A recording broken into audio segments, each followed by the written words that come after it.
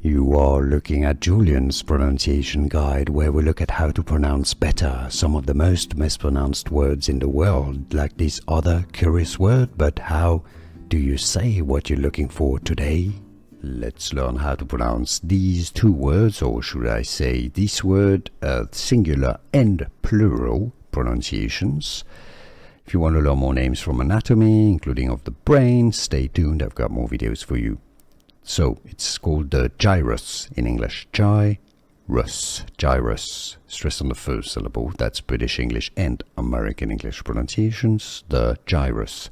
The plural is gyri. It's generally how it's pronounced. I do believe gyri does exist as a pronunciation, but in English it's generally pronounced as gyri. So, singular gyrus, plural gyri pronunciation. Here are more videos on how to pronounce more confusing words and names too many mispronounced. Like this video if you found it useful. I appreciate your support. I'll see you soon and thanks for watching.